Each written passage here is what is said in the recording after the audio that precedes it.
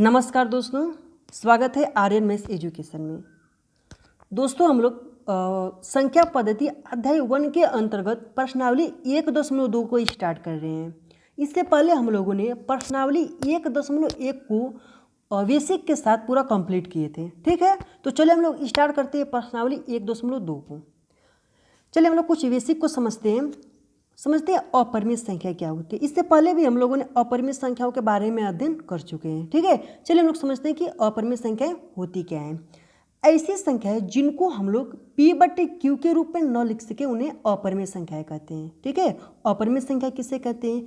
ऐसी संख्याएं जिनको हम लोग P/Q के रूप में न लिख सके उन्हें क्या कहते हैं? अपरिमित संख्याएं कहते हैं। जहाँ P और Q क्या होता है? कोई पूर्णांक होता है। जैसे आप लोग समझ लीजिए √2 यानी कि कड़ी में 2, कड़ी में 3, कड़ी में 5, कड़ी में 6, ठीक है, कड़ी में 7, कड़ी में 10, कड़ी में 11, कड़ी में 13, कड़ी में 15, ठीक है, कड़ी में 17 इत्यादि। ये सब क्या हम लोगों की अपरिमेय संख्याएं होती हैं। ठीक है, चलिए हम लोग स्टार्ट करते हैं प्रश्नावली 1.2 को।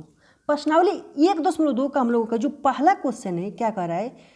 नीचे दिए कथन सत्य या असत्य कारण के साथ अपने उत्तर दीजिए। ठीक है, यानी कि यहाँ पे कुछ कथन दिया होगा। ठीक है, उस कथन को हमें पढ़ना है और जो सत्य और असत्य उसको हमें छांटना है। ठीक है, मतलब ये कथन सत्य है कि नहीं कि असत्य है, और हमें मतलब कारण के साथ बताना है कि क्यों सत्य है और क्यों असत्य है। ठीक है, तो चलिए हम लोग स्टार्ट करते हैं पहले वाले क्वेश्चन को। देखिए यहाँ पे पहले वाला क्वेश्चन क्या कह रहा है?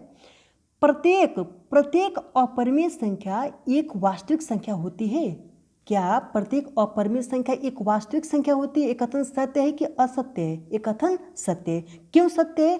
क्योंकि अपरिमेय और परिमेय संख्या मिलकर वास्तविक संख्याएं बनाती हैं। ठीक है, यानी कि जो मतलब वास्तविक संख्याएं होती हैं वह अपरिमेय और परिमेय के सम्मिलित रूप से बनती हैं। ठीक है, वही क्या होती है? वास्तविक संख्याएं होती है। इस प्रकार प्रत्येक अपरिमेय संख्या एक वास्तविक संख्या होती है। यहाँ से एक क्वेश्चन और बन सकता है, प्रत्येक परिमेय संख्या एक वास्तविक संख्या होती है? हाँ, ये भी सत्य हो जाएगा, क्योंकि जो परिमेय संख्या होती हैं परिमेय और अपरिमेय दोनों संख्याओं से मिलकर के वास्तविक संख्याएं बनती हैं। ठीक है, तो इस प्रकार प्रत्येक अपरिमेय संख्या एक वास्तविक संख्या होती है। तो उन लोगों का कथन क्या होगा? सत्य होगा। ठीक है, चलिए हम लोग समझते हैं दूसरे वाले क्वेश्चन को।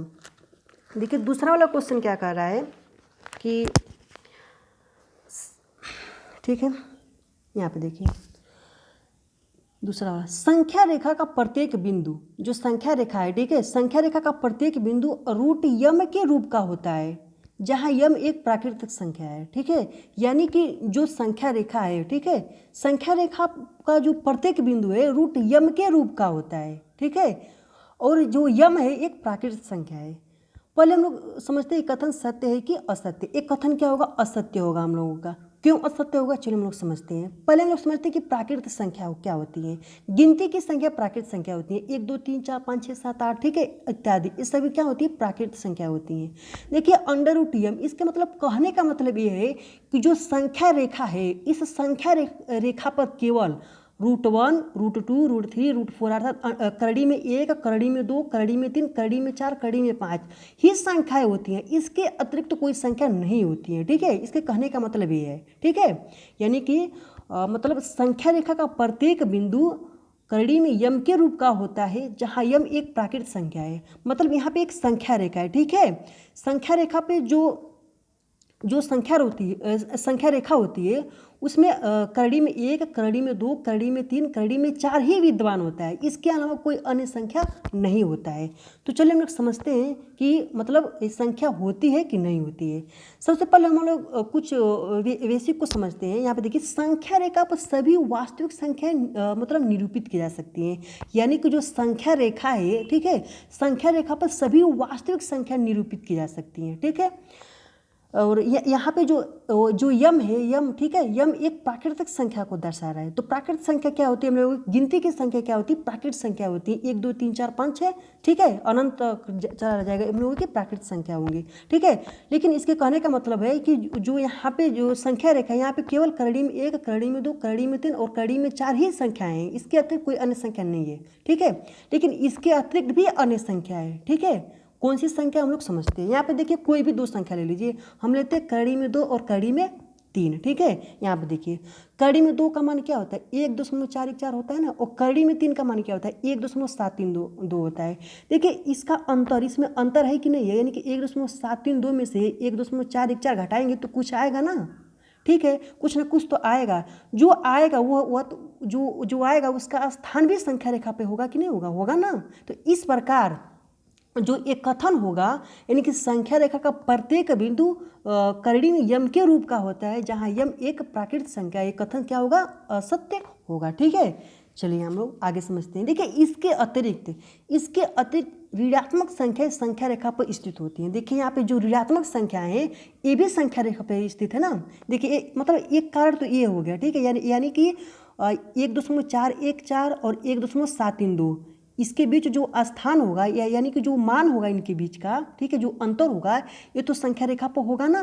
ठीक है, इसके अतिरिक्त एक कथन ये हो गया, इसके अतिरिक्त ऋणात्मक संख्या संख्या रेखा पर स्थित होती है, यानी कि जो संख्या रेखा है संख्या रेखा पर ऋणात्मक संख्या होती है, यानी कि -1 -2 -3। ठीक है, ये ऋणात्मक संख्याएं होती हैं। ठीक है, यहाँ पे देखिए क्योंकि कोई भी ऋण संख्या किसी प्राकृतिक संख्या का वर्गमूल नहीं हो सकती है। ठीक है, यानी कि कोई भी ऋण संख्या होती है, ठीक है, इसका वर्गमूल प्राकृतिक संख्या नहीं हो सकती, अर्थात 1 2 3 4 5 6 ये सब नहीं हो सकते। ठीक है, इस प्रकार अतः संख्या पर प्रत्येक बिंदु √m द्वारा व्यक्त नहीं किया जा सकता है। ठीक है, जो संख्या रेखा का प्रत्येक बिंदु है, ठीक है, और √m के द्वारा व्यक्त नहीं किया जा सकता। इस प्रकार हम लोगों ने 2 कारणों को समझा, एक ऋण से और एक अंतर से। ठीक है, अतः चलिए ठीक है, अतः संख्या पर प्रत्येक बिंदु √m द्वारा व्यक्त नहीं किया जा सकता। ठीक है, जबकि यम एक प्राकृतिक संख्या है। ठीक है, चलिए हम लोग समझते हैं तीसरे वाले क्वेश्चन को। ठीक है, यानी कि पहले में हम लोग तीसरे वाले नंबर को देखते हैं, क्वेश्चन को।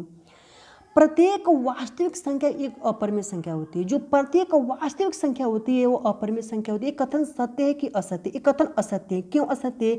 क्योंकि परिमेय संख्याएं, ठीक है, परिमेय संख्याएं और अपरिमेय संख्या मिलकर क्या बनाती है, वास्तविक संख्या बनाती है ना। लेकिन प्रत्येक वास्तविक संख्या अपरिमेय नहीं होती है। ठीक है, क्योंकि प्रत्येक वास्तविक संख्या अपरिमेय नहीं हो सकती है, क्योंकि जो प्रत्येक वास्तविक संख्या होती है वो परिमेय भी संख्या तो हो सकती है। जैसे मान लीजिए कि ये 1/2, 2 और 3 4 इत्यादि। ठीक है, ये सब क्या है, वास्तविक संख्या है। ठीक है, वास्तविक संख्या, लेकिन क्या है, एक परिमेय संख्या है ना। लेकिन यहाँ पे क्या कह रहा है कि प्रत्येक वास्तविक संख्या एक अपरिमेय संख्या होती है। ये कथन क्या होगा, असत्य होगा। क्यों असत्य होगा? क्योंकि परिमेय संख्याएं और अपरिमेय संख्या मिलकर वास्तविक संख्या का निर्माण करती हैं। ठीक है, जो वास्तविक संख्याएं होती हैं परिमेय संख्याएं और अपरिमेय संख्या से मिलकर होती हैं। तो वास्तविक संख्या में यानी कि जो 1/2, 2 3 4 5 6 7 इत्यादि, ये सभी क्या होंगी, हम लोग की परिमेय संख्या होंगी। ठीक है, लेकिन ये भी तो वास्तविक संख्या होंगी ना। इस प्रकार हम लोग कह सकते हैं कि प्रत्येक वास्तविक संख्या एक अपरिमेय संख्या होती है। यह कथन क्या होगा, हम लोगों का असत्य होगा। ठीक है दोस्तों, हम लोग आगे का जो क्वेश्चन होगा उसको हम लोग नेक्स्ट वीडियो में लगाएंगे। ठीक है, यदि वीडियो आप लोगों को पसंद आ रही है तो लाइक कीजिए, शेयर कीजिए। ठीक है, और अभी तक आप लोगों ने इस चैनल को सब्सक्राइब नहीं किया है तो प्लीज़ आप लोग चैनल को सब्सक्राइब कर लीजिए। ठीक है दोस्तों, हम लोग मिलते हैं नेक्स्ट वीडियो में। धन्यवाद।